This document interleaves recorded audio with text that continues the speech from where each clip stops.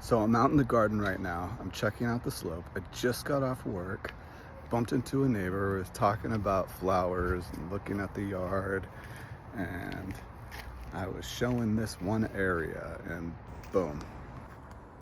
I don't know if you can see it, but look right there.